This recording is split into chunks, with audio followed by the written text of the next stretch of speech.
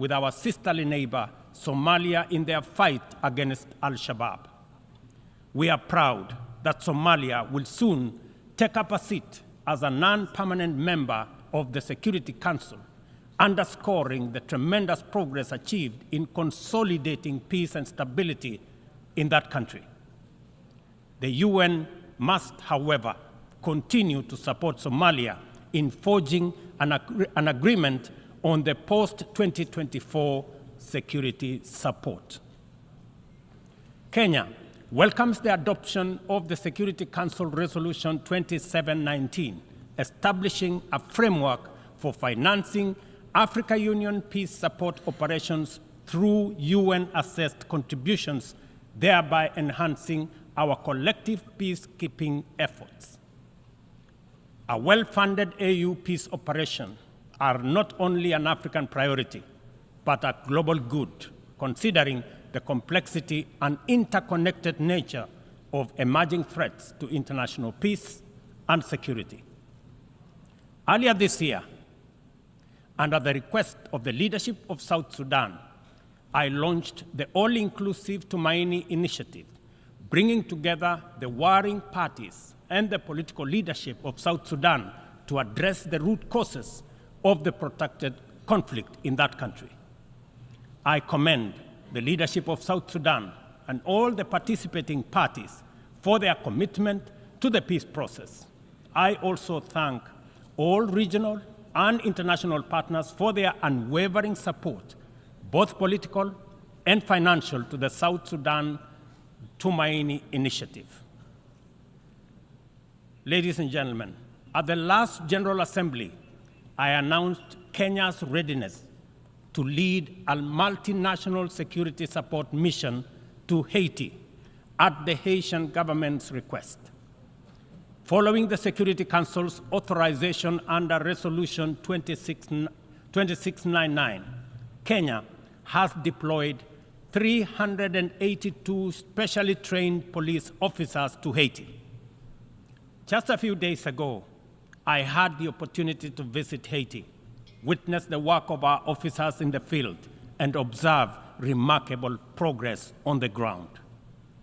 Our support for the Haitian National Police has significantly advanced the pacification of cities and towns, protected critical infrastructure, and relieved many communities previously held captive by criminal gangs.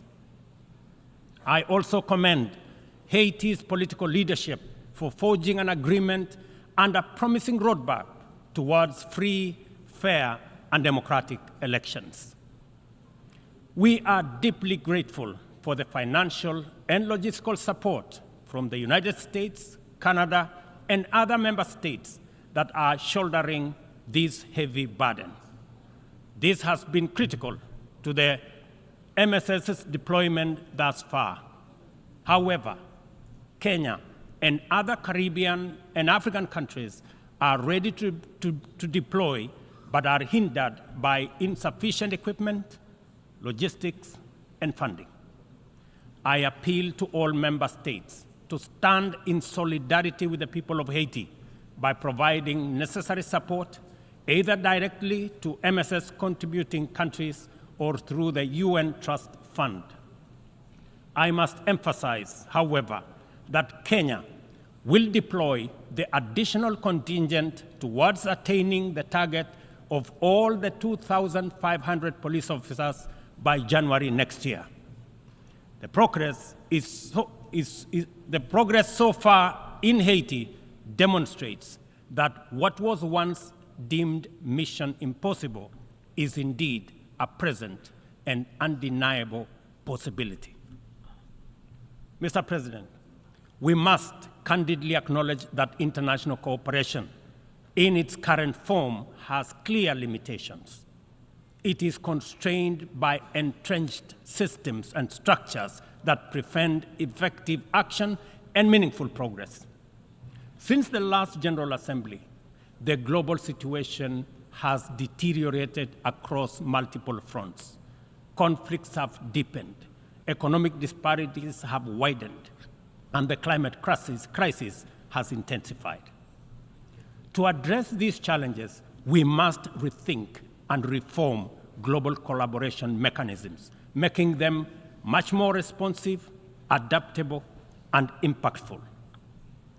The existing international security architecture, represented by the UN Security Council, continues to hamper efforts to maintain international peace and security.